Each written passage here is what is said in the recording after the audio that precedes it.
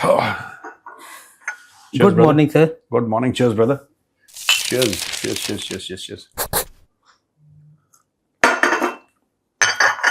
Sir आज चकना आ गया है। इसकी शिकायत भी लोगों की दूर हो जाएगी, वरना कई लोग कह रहे थे भिजवा देंगे, ये है वो है। नहीं चकना तो जब तक थोड़ा सा चकना लेते हैं और आप म्यूजिक मूंगफली। अच्छा, म्यूजिक म्यूजिक।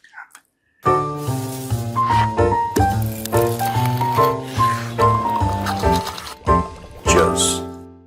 मूंगफली, उसमें थोड़ी सी हरी मिर्च कटी, उसमें थोड़ा सा प्याज, हल्का सा टमाटर, नींबू निचोड़ा हुआ और चाट मसाला हल्का सा, बिल्कुल ठीक है। ये देखो, हमारी टीम वाले भी ऐसे हैं कि सर हर पार्टी में होते हैं वो। हाँ? जैसे कई लोग चाय नहीं पीते हैं तो वो खाली चकना खाते हैं। हाँ। तो ये राम भाई जो है ये खाली चकना खाने वाले उनमें से हैं। जैसे चकना आ गया तो चाय तो पीते नहीं, तो ये अब क्या है, चकना ले लिया उतने का बजट बराबर कर दिया। हर टीम में होते हैं सर। खबर जो है पहली जो है इस बार बांग्लादेश बॉर्डर से आ रही है। हाँ। जो बॉर्डर गार्ड है बांग्लादेश, वो भारत के बीएसएफ पर आरोप लगा रही है कि ये वहां से लोगों को जबरदस्ती धकेल रही है और जिससे बॉर्डर पे बड़ा टेंशन पैदा हो जा रही है। हाँ। एक दो नहीं है, 250, 300, 300 जीरो लाइन में डाल देती है। और बीएसएफ ने बोला है कि हमारी तरफ से ऐसा कुछ भी नहीं है, पूरा डॉक्यूमेंट्स कर रहे हैं और उनका थंब वम सब कुछ क्लियर करके और डॉक्यूमेंट्स के साथ हम बॉर्डर गार्ड को हैंडओवर कराते हैं। हाँ। ये गलत आरोप लगाए जा रहे हैं। देखिए, दो चीजें हैं। BSF is a professional force. BSF जो भी कर रही है वहां पे, जो आदेश हैं उसके तहत काम हो रहा है, पहली बात। दूसरी चीज ये है कि ये बांग्लादेशी हैं and they need to go back. They need to go back, they are not welcome here. हाँ, those who have come with a proper visa, they are most welcome. और जो भी आपकी वीजा की मियाद है, अगर आपकी वीजा की मियाद 120 दिन है, आप पूरे 120वें दिन पर ही वापस जाइए, या जो भी होता है एक आध दिन पहले जो भी है, you are most welcome. But ये गैर कानूनी, ये जो घुसपैठ है ये पूरी, दिस इज नॉट ओके। और एक और बात मैं आपको बताता हूं, ये बांग्लादेश के जो बॉर्डर गार्ड्स हैं, इनको क्यों दुख हो रहा है, मुझे ये बात समझ में नहीं सर है तो इनकी रोजी रोटी थी। ये पैसे लेके एंटर करवाते थे इंडिया में। जो जितने भी पकड़े जा रहे हैं, हाँ। वो यही बता रहे हैं कि पैसे देके आते थे। इंडियन रुपीज सर 1000 रुपये पर हेड था। तो बेसिकली क्या होता है कि इनके ग्रुप्स होते हैं और वो जो क्रिमिनल गैंग्स हैं उनका काम है कि बांग्लादेशियों को इंडिया के अंदर धकेलना। लेकिन क्योंकि वो बॉर्डर पे ऑपरेट करते हैं, ये बांग्लादेश के जो बॉर्डर गार्ड्स हैं, दे नो एवरीथिंग। उनको तो सब कुछ पता है कि कौन जा रहा है, कैसे जा रहा है। कल उनको रोकेंगे कि तुम इंडिया कैसे जा रहे हो भाई, यहां से क्या कर रहे हो तुम। तो आपको उनको एक थोड़ा सा आपको तोहफा तो देना पड़ेगा, फैसिलिटेशन फी आपको देनी पड़ेगी। वो खतरे में पड़ गई है। और ये पैसा कितना इन्वॉल्व, दोस्तों सोचिएगा। इन्होंने बोला कि एक बंदे का 1000 रुपए, एक बंदे का 1000 रुपए, यही तो आप कह रहे हो। एस्टिमेट्स ये हैं कि 2.5 से लेकर 3 करोड़ बांग्लादेशी अंदर है। अब मुझे ये बात बताओ कि कितने पैसे का गेम है ये। 1000 multiplied by 3 crore, 1000 multiplied by 3 crore. और तस्करी भी है सर इसमें साथ में। हाँ, तो पशु तस्करी वगैरह और हाँ, नशा वाला अलग कारोबार। हाँ, ये सब कुछ करते हैं। जानवरों की वो अलग है। सिर्फ ह्यूमन ट्रैफिकिंग में ये कितना पैसा। अब आपने बिल्कुल वो जो बांग्लादेश की जो बॉर्डर देख रहे हैं, आपने उनके पेट पे लात मार दी है यार। 2016 में, मैं कई बार मेंशन कर चुका हूं, 2016 में किरण रिजिजू जो हैं, उन्होंने पार्लियामेंट में बोला था कि 2 करोड़। तब से कितने आए होंगे? 2 करोड़ उन्होंने पार्लियामेंट में बोला है कि अवैध रूप से रह रहे हैं। 2016 की उनकी स्पीच है पार्लियामेंट की, किरण रिजिजू की, आप जाके देख लीजिए। मैं कह रहा हूं 2.5 से 3 करोड़ भी अगर हैं, राइट, आपके पास और कोई चारा नहीं है, आपको इनको वापस भेजना है। और इनको कहना कि अगर तुम हमारे मुल्क आए हो तो तुमने फिर अपना मुल्क बनाया क्यों भाई? Why was Bangladesh created? अभी तो सर वहाँ इलेक्शन हुए पश्चिम बंगाल में, तो वहाँ से लोग निकल के जा रहे हैं जिनके जिनके नाम कट गए थे वोटर लिस्ट से, हाँ तो वो क्लियर हो गया था कि इनको जाना है, पर वो रुके हुए थे कि क्या पता बीजेपी ना जीते, गलती से बीजेपी जीत गई, अब वो लोग जा रहे हैं। दूसरे राज्यों से भी सर स्पेशल टास्क फोर्स बनाई गई, रात में अचानक छापा मारा गया राजकोट और अहमदाबाद वगैरह एरिया में, 500-600 लोगों को पकड़ा, जिसमें से कुछों के पास वीजा था, कुछ बांग्लादेश के नहीं थे, पर बांग्लादेश रोंगिया तो उसमें से 200-250 लोग निकले, या तो वीजा से आए थे फिर गायब हो गए थे वो थे, या फिर जो अवैध आए थे। अब उनको उठा के सबको वही पहुंचा दिया, बीएसएफ को हैंड ओवर करना होता है। हाँ। अब कह रहे हैं कि वो कैसे आ गए, कहां से आ गए, भाई तुम्हारे ही लोग हैं और वो लोग उन्हें अपना नहीं रहे, मान ही नहीं रहे कि हमारे नागरिक हैं। नहीं, वो तो नहीं मानेंगे ना। अगर वो मानने लगे कि हमारे नागरिक हैं तो जो आगे से आने वाले हैं वो उनको पैसा नहीं देंगे फिर। भाई देखो, साफ सीधी बात है, जब बांग्लादेश बॉर्डर गार्ड्स के बंदे ने पेमेंट ली, किस गारंटी पे पेमेंट ली कि मैं तुम्हें इंडिया भेज रहा हूं? अगर वापस देखो, अब उसने तो भेज दिया, उसने अपने 1000 रुपए पकड़ लिए, एक बंदे को उसने पार भेज दिया। अब इस बंदे को पकड़ के अगर इंडियंस वापस बांग्लादेश में डालते हैं तो इनका धंधा इंपैक्ट होता है। लोग कहते हैं नहीं यार, कोई फायदा ही नहीं है इंडिया जाने का, तुम इनको पैसा दो, वहां से वो लोग तो वापस फेंक रहे हैं, तुम्हारा पैसा बर्बाद हो गया। You understand? तो इनके धंधे पे इसलिए वो कह रहे हैं कि नहीं, जितने बांग्लादेशी भारत के अंदर रहे, बांग्लादेश बॉर्डर गार्ड्स को उतना फायदा है। It's more profitable, right? क्योंकि पैसा मिलता है और एक रेपुटेशन बनती है कि नहीं ये तो नहीं लेते, फिर वहां रह जाओगे इंडियंस, कुछ दिनों तक परेशान करेंगे, फिर सेटल हो जाते हो कहीं ना कहीं। ये सब चल रहा है यार वहां पे। तो ये लोग अपने लोगों को ले क्यों नहीं रहे हैं सर? जो जैसे कोई बांग्लादेशी है, वो अपने जो उनके उस तरफ भी तो लोग होंगे, उनको बुला सकता है ना कि इनसे पूछ लीजिए, मैं तो यहीं का रहने वाला हूं। उनको कोई डाउट नहीं है, वो लेना ही नहीं चाह रहे। वो लेना नहीं चाह रहे, उनको कोई डाउट नहीं है कि बांग्लादेशी है कि नहीं है। उनको थोड़ा ना डाउट है, वो तो 2 मिनट में बात करेगा, पता लग जाएगा।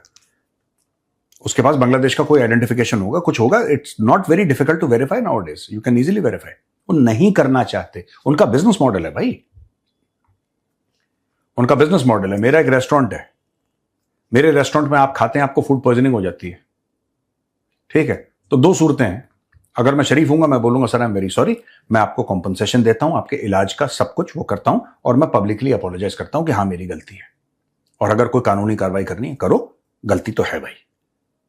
और महेंद्र भाई को ऐसा हो गया तो पूरा आपका अस्पताल का खर्चा, उसके ऊपर से मैं आपको जितनी मेरी हैसियत है 2, 4, 5 लाख, 10 लाख, जो भी मैं देना चाहता हूं इस कॉम्पनसेशन, मैंने आपको दिया, और मैंने आपसे माफी मांग ली पब्लिकली। ये तो पहला हो गया। ये तो पहला हो गया। ऐसा होता नहीं है, ठीक है? होता यह है कि मेरा खाना तो बहुत अच्छा है, आज तक तो किसी ने कंप्लेंट नहीं करी, आप अलग से आ गए, लगता है मुफ्त में खाना चाह रहे हो। ये कोई हमारे कब थे? हाँ, आप आई कब थे? खाया ही कब था? खाया ही कब था? ये भी हो सकता है, सब कुछ देखिए यही चीज होती है। So that is what they do. वो लोग यही काम करते हैं, उनके बिजनेस पे लात पड़ जाएगी ना। बीएसएफ क्यों भेज रही है वापस? बीएसएफ इसलिए भेज रही है क्योंकि वहां पे अमित शाह जी की तरफ से आदेश आया है। तार लगने से पहले कुछ टाइम दिया हुआ है सर। हाँ, इससे पहले ये सारा बंद हो जाना चाहिए मैटर, आना जाना ये वो, और अपनी स्वेच्छा से चले जाइए तो कोई कुछ नहीं कह रहा है। क्योंकि फिर एक बार तारबंदी हो गई, हाँ, और फिर आप अंदर पकड़े गए, तो फिर दौड़ाए जाओगे फिर तो सर यही है। उन्होंने कहा है कि जेल वेल में भी डालेंगे नहीं आपको, हाँ, अलग ही व्यवस्था होगी सर कुछ। बस बस तो वो किससे सुन के अलग व्यवस्था वाले भाग रहे किधर। आप सीमा सुरक्षा बल के खास अतिथि होंगे। बीएसएफ भी सर कहाँ इतना रोक पाएगी? उन्होंने तो अलग अलग वो बना दिए ना, जहाँ पे इनको रुकने का हिसाब किताब किया जा रहा है। हाँ, तो वहां पे फिर वही है सर, अब बोलना नहीं चाहिए ऐसा। वो गाजा वाजा में सर वो करते हैं ना सर, वो दलिया बट रहा है, वो लेते हैं उसमें, और वहाँ पनीर और रोटी सब्जी थोड़ी आ रही है, वहाँ तो वही आएगा दलिया, ऐसे लो फिर रहो ऐसे। तो वो डर इनके दिमाग में इसलिए भाग रहे हैं, भाई भागो, अपने देश तक पहुंच जाएंगे। वैसे दलिया काफी टेस्टी होती है, मैं खाता हूँ। तो बहुत बुरे हाल हो जाते हैं सर। एक आती है गाड़ी, उसमें दलिया बांटते हैं, बहुत मुश्किल जीवन। ऐसा नहीं होना चाहिए किसी के साथ। अभी बॉर्डर खुला, चले जाइए, वरना दलिया खानी पड़ेगी। बहुत ही बुरे हाल है सर। जो वीडियो हम देखते हैं, हाँ, तरस तो आता ही है, चाहे भले ही हंसी रूप में आए, पर आता तो है। हाँ, नहीं ठीक है सर। बजट है पाकिस्तान का, हाँ, वो जो है हाँ, ऐसे जंजाल में फंस गया है कि क्या दें पब्लिक को और क्या फायदा दे दें और कितना बेनिफिट कर दें, उसका वो समाधान नहीं कर पा रहे हैं। तो वो सोच रहे हैं कि यार थोड़ा और टाइम लेते हैं, पब्लिक को और सहूलियत दें और सुविधाएं दें, 5-10 दिन और लेते हैं। तो सरकार से बोला कि अभी थमो, 5 दिन का टाइम और दे दो। आसिम मुनीर ने मांग लिया, उन्होंने कहा है कि हमारा भी कुछ बढ़ाओ। आसिम मुनीर ने बोला बढ़ाओ, ये मामला वहीं पे फंस गया। और जो आप बात कर रहे थे, जो आपने व्यंग कसा, अभी व्यंग के पीछे स्टोरी ये है कि एक्चुअली आईएमएफ ने ये बोला था कि तुम लोगों के भले के लिए क्यों नहीं कर रहे हो बजट, तुम ये फौज का पैसा क्यों बढ़ा रहे हो। पर इसमें जैसा मैं बता रहा हूं कि इसमें हमारा बहुत फायदा है यार, भारत का। हमने कल भी यही डिस्कस करा था, हमारा बहुत फायदा है। ये खरीदें ये सारी की सारी उल्टी सीधी चीजें जो खरीदनी। बजट बढ़ा के सर ये खरीदेंगे क्या? ये बजट बढ़ाएंगे अपना, ये अपनी तनख्वाहें वनखाएं अपना जितना भी अल्ले तल्ले ये सब सेट करेंगे। उसके बाद ये बोलेंगे बीजिंग को कि हमें तो उसके तो पैसे देते नहीं ना सर, उसके नहीं पैसे देते, मैं आपको वही बता रहा हूं। तो ये बीजिंग को बोलेंगे कि हम आपसे खरीदेंगे, उसका कट खाएंगे बीजिंग से, वहां पे सामान लेंगे, कभी ग्वादर पकड़ा देंगे, कभी कुछ पकड़ा देंगे ये। और ये जो एडिशनल पैसे हैं, राइट, मैं पाकिस्तान एक गरीब मुल्क है, इनको बुरा लगता है जब हम कहते हैं गरीब मुल्क है। वहां पे कुछ लोग हैं जो बहुत अमीर हैं पाकिस्तान में, लेकिन एज अ मुल्क पाकिस्तान बहुत गरीब है। मैंने कुछ वीडियोस देखे थे इनके ऑफिसर्स के, जो इनका ऑफिसर्स मेस है या फिर वो, एंड आई वाज शॉक्ड। मतलब मुझे ये शौक लगा कि यार ये पाकिस्तानी एक्चुअली इसको बहुत एक इज्जत की बात समझते हैं कि यार देखो हम कितने ऐशो आराम से रहते हैं। लेकिन वो कमाई हराम की है ना यार। अगर किसी पाकिस्तानी ने टैक्स दिया है, ये जो आपको बजट मिल रहा है पाकिस्तान के टैक्स से मिल रहा है, आईएमएफ ने दिया, कहीं से भी मिल रहा है आपको, तो वो है कि आप मुल्क की दिफा करें। मुल्क की दिफा आप कर नहीं पा रहे, क्योंकि बलूचिस्तान और खैबर पख्तूनख्वा लगभग आपके हाथ से निकल गया, ठीक है। आप मुल्क की दिफा कर नहीं पा रहे। आप जो एडिशनल पैसा मांग रहे हो, आप अपनी अय्याशियों के लिए मांग रहे हो। और ये इतना पैसा खाते हैं पाकिस्तानी आर्मी के जनरल जो हैं, सीनियर ऑफिसर हैं, इतने ज्यादा खौआ चोर डकैत टाइप के लोग हैं यार, इट्स शॉकिंग। मैंने एक वीडियो बनाया था, वो काफी पाकिस्तान में चला। मैं जनरल बिपिन रावत के घर ले गया, देखा होगा आपने वीडियो। मैं जनरल बिपिन रावत के घर पे ले गया था। मैंने बोला ये 3 BHK का घर है यार, 1100-1200 स्क्वायर फीट का, 3 बेडरूम का घर है, छोटा सा। एंड जनरल रावत ने बोला था when I retire from the position of CDS I will come and settle here Noida में। His father was a lieutenant general यार। जनरल रावत's father was a lieutenant general. General Rawat was तो आइलैंड ले लेते हैं सर पूरा का पूरा। हाँ, general Rawat was army chief, you CDS। नहीं है पैसा यार, नहीं है, तनख्वाह है बस, पेंशन है बस, और क्या है। नहीं है हमारे यहाँ जनरल्स के पास वो पैसा यार कि वो महल बनाए, नहीं है पैसा, गलत पैसा नहीं है। अब नहीं है पाकिस्तान में तो जमीन भी दी जाती है ना सर, जमीन देते हैं। देखो ये लोग क्या, ब्रिगेडियर से ही शुरू हो जाता सर, सब ब्रिगेडियर को छोटी, मेजर जनरल को, लेफ्टिनेंट जनरल को, चीफ को दो 90 एकड़ 95 एकड़ 100 एकड़, इस तरीके से सरकारी जमीन दी जाती है, मतलब सरकारी रेट पे दी जाती है। अच्छा। जो कि बहुत कम होता है। एक फॉर्मेलिटी वाला रेट होता है ना, एक तो सर्कल रेट होता है, एक फॉर्मेलिटी रेट होती है। जैसे रिटायरमेंट के बाद पेंशन वगैरह होती है सर, हाँ, हमारे यहाँ पे, तो इनके पास पैसे नहीं है तो जमीन दे देते हैं, ऐसा कुछ? ना, ये पेंशन भी देते हैं, ये जमीन भी देते हैं, उसके बाद रिटायरमेंट के बाद ये कहीं और उनको फिट भी करते हैं, ये सब करते हैं फौज के लिए। हाँ, ये फौज के लिए, ये कानून में है ना सर, जमीन देने वाला उन्होंने बदल दिया ना फौज ने कानून। जमीन देने वाला बिल्कुल नहीं देनी चाहिए, गलत चीज है। किसी वो जमीन, आप किसी को जमीन दे रहे हैं, क्यों दे रहे हैं? उससे बोलो अपने पेंशन में काम चलाए, उससे बोलो अपने पेंशन में काम चलाए, अपना पेंशन का वो ले और उसमें इस तरीके से जिए कि उसमें फिट आ जाए। वो जरूरी है कि देखो, मुझे कोई अय्याशी करता है, कोई ऐश करता है, मुझे उससे कोई प्रॉब्लम नहीं है। अपने पैसे से करना भाई, अपने पैसे से कर, अपने पैसे से तुझे आग लगानी आग लगा, डॉलरों का पहाड़ लगा, उसके ऊपर पेट्रोल डाल, तीली लगा, ऐश कर। तेरे पैसे हैं, तेरी कमाई के हैं, तेरी मर्जी है यार। तो 5 दिन बजट रोकने का मेन कारण ये भी हो सकता है कि ये जो आर्मी अपना बढ़वाने के चक्कर में लग रही है। देखिए तो ये आर्मी ने बोला कि हमें बढ़ाओ, शहबाज शरीफ की सरकार गई IMF के पास कि बजट बढ़ाना पड़ेगा हमें, उसने बोला पागल के बच्चों एक बात बताओ, तो बजट के लिए सर आईएमएफ का Pakistan is run by the IMF. Everything, state bank of Pakistan का चेयरमैन है वो आईएमएफ के कहने पे नियुक्त होता है, जैसे इनका आर्मी चीफ अमेरिका के कहने पे नियुक्त होता है। स्टेट बैंक ऑफ पाकिस्तान का जो चेयरमैन है वो आईएमएफ की, he is an IMF appointee.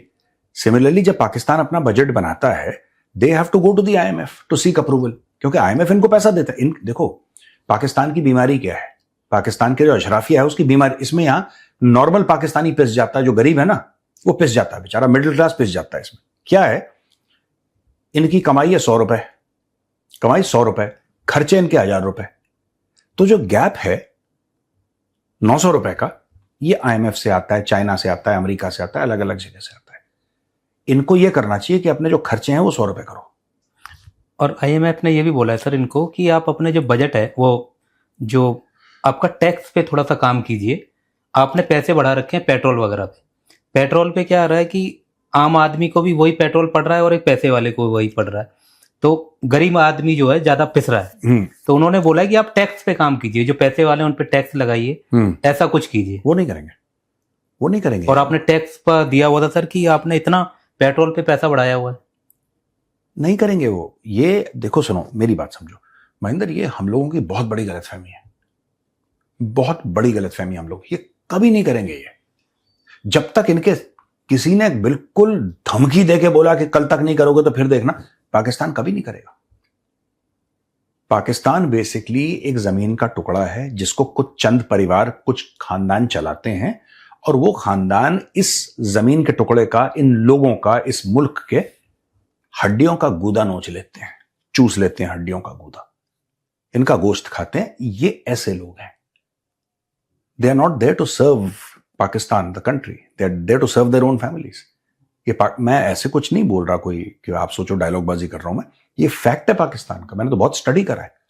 इनके स्ट्रक्चर बड़े फ्यूडल हैं भाई, इनका माइंडसेट बड़ा फ्यूडल है। कोई गांव में एक वडेरा होगा, गांव में एक चौधरी होगा, उसकी चलेगी, उसकी जमीन होगी, बाकी सब उसके नौकर हो। ये इनका माइंड वैसा है। अभी 2026 में इनका दिमाग ऐसा है, ये निकलना भी नहीं चाह रहे वो। नहीं, दे आर बेनिफिशियरीज ना भाई। अगर मुझे जब भी मैं इस ऑफिस आऊं और कोई बोले कि सर जैसे ही आप आते हैं मैं आपको 1 लाख रुपए दूंगा, मैं तो रोज आऊंगा यहाँ पे, संडे को भी आऊंगा। आऊंगा कि नहीं आऊंगा? मुझे क्या बुरे लग रहे हैं 1 लाख रुपए रोज के? वही पाकिस्तान में। और सारे के सारे जो हैं ये बाहर जाके सेटल हो जाएंगे, यहां से पैसा कमा के। जब तक पाकिस्तान से कुछ नोच सकते हैं नोचेंगे।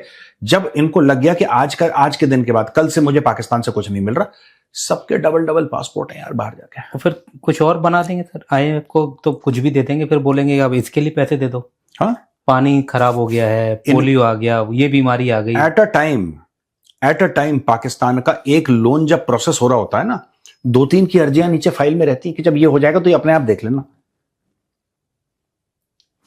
अपने आप देख लेना। ये 2-3 अर्जियां लगी हुई हैं और हर जगह इनकी अर्जियां लगी हैं, और इनकी पूरी सरकार का यही काम है फॉलो अप करना। पैसा कब आएगा, पैसा कब आएगा, बस। और जो बंदे लगे होते होंगे सर इस काम में, हाँ, उनको कट मिलता होगा। आसिम मुनीर है, शहबाज शरीफ है, इशाक डर है, यही सब लोग तो काम करते हैं। और कौन करता है? इनके बड़े बड़े लोग। उसने तो बोला कि हमें पैसा जो आया है उसमें सिपा सालार का बहुत बड़ा हाथ है। ये शहबाज शरीफ का ऑफिशियल स्टेटमेंट है। आई थिंक सऊदी से पैसे आए थे, कह रहे सिपा सालार का इसमें बहुत बड़ा हाथ है। इसका मतलब सिपा सालार भी भिखारी है। कभी कभी सच्चाई भी बोल देता मुझे, और उनको बड़ा शर्म महसूस होता है। हाँ। और ऐसे ऐसे करके ना कि लेकिन क्या करें पर, और इस दफा अगर हमारा वो हो गया तो अगली दफा, एक बार तो बोल भी दिया था कि अब ये आखिरी है मुझे, हाँ, इसके बाद हम नहीं करेंगे। और वो उसी महीने का आखिरी था, उस महीने का आखिरी था, अगले महीने फिर लोगों ने सीरियस ले लिया कि पाकिस्तान का ये आखिरी है। मुझे पता है क्या लगता है, अगर आप कभी आसिम मुनीर से अगर कोई हाथ मिलाएगा ना, कोई भी जाता है आसिम मुनीर से हाथ, तो वो आदमी ऐसे करेगा, आसिम मुनीर ऐसे करेगा। मिलाता भी ऐसे ही होगा, ऐसे ही मिलाता है कि पहले कुछ रख दो फिर हाथ ऐसे करके मिला लूंगा। अरे यार बड़ा बुरा हाल है। चलो, क्वेश्चन है कोई? Question answer? हाँ सर, एक तो आप उनको जानते होंगे, हर्षिल मेहता। आप जानते अपना अहमदाबाद में गांधीनगर। हर्षिल को जानता हूं मैं, is a friend of mine. वो नहीं है वो जो, अरे यार वो लाइव में आते थे। हाँ, अरे यार वो, अरे नहीं, हर्षिल से मैं मिल चुका हूं यार, मेरा लाइव में तो आता ही था वो। हर्षिल इज दैट वो नहीं है, वो होम मिनिस्ट्री रन वो है ऑर्गेनाइजेशन, अहमदाबाद में यार वो क्या है, national security something university something like that. तो सर इनका क्वेश्चन है डॉक्टर हर्षल मेहता जी का हाँ जो आई नो हर्षल मेहता, कि जो पहलगाम टेरर अटैक हुआ था सर, उसमें एनआईए की रिपोर्ट है जिसमें ये पता लगा है कि वहां पर जो टेररिस्ट थे उनका सपोर्ट जो है लोकल कश्मीरियों ने, टूरिस्ट गाइड और ओसीजी जो हैं उन लोगों ने किया था। तो OGW, ओजीडब्ल्यू, हाँ ओवरग्राउंड वर्कर्स, हाँ हाँ। तो वो ये पूछना चाह रहे हैं कि क्या कश्मीर में अभी भी ओजीडब्ल्यू एक्टिव है? हैं, क्यों नहीं है,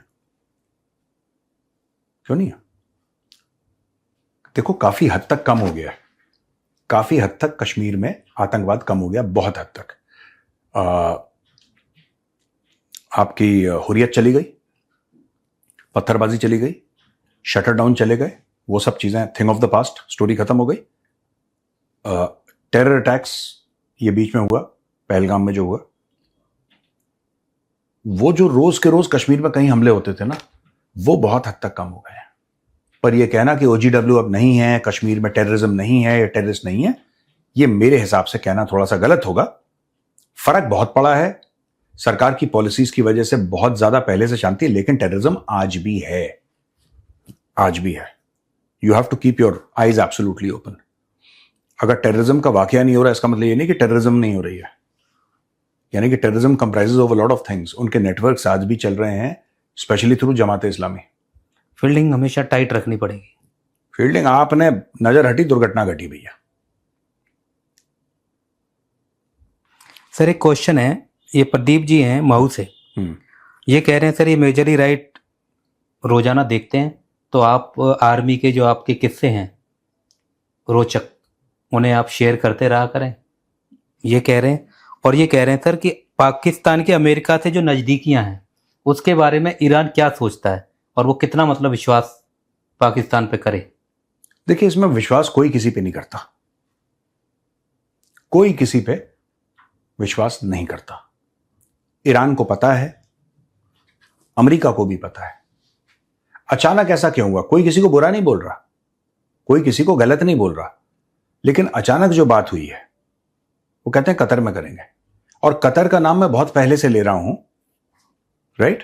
कतर का नाम मैं बहुत पहले से ले रहा हूं, even before it was discussed. मैं कह रहा था करवाना है कतर से करवाओ, अब कतर को बीच में लेकर आए। पाकिस्तान फर्जी कंट्री है यार, पाकिस्तान की कोई सुन रहा है? पाकिस्तान को जहां से बेनिफिट होगा ज्यादा, और हर एक देश को ऐसा करना चाहिए, लेकिन पाकिस्तान जो करता है ना धोखाधड़ी, पाकिस्तान इज वेरी कैपेबल। और सबको मैनेज भी करके रखता है सर, धोखा सबको देता है, पर मैनेज कर लेता है नहीं, मैनेज नहीं करता। पाकिस्तान के पास एक हुनर है। पाकिस्तान को यह पता है कि आपको क्या गलत काम करवाना है, आपको उसकी आड़ में। हाँ, वो सर्विसेज बहुत कम लोग दे पाते हैं। पाकिस्तानियों में एक हुनर है, उनको यह पता है कि अच्छा ईरान को धोखा कौन देगा। ईरान को तो धोखा वही देगा जो ईरान के करीब है। धोखाधड़ी दुश्मन नहीं करता, धोखाधड़ी तो अपना ही करता है, फैक्ट है ये। फिर ये तो है ऑफिशियल, आप जाके देख सकते हैं। मैं एडिटर साहब से बोलूंगा, आप जाके जरा दिखाइए। हमने कवर भी करा था तो चाणक्य डायलॉग्स में कि अमेरिका ने पाकिस्तान को क्यों चुना। वो चाह रहे थे कि एक मुस्लिम देश को चुने, बाकी आसपास के मुस्लिम देशों पर तो बम मार रखा था ईरान ने। और जब कतर की यदि संभावना भी नहीं थी, हाँ, कतर की वो बात नहीं हुई थी, कतर के ऊपर भी बम मारे भाई। रासलफान तो कतर में ही है, कतर के ऊपर भी बम।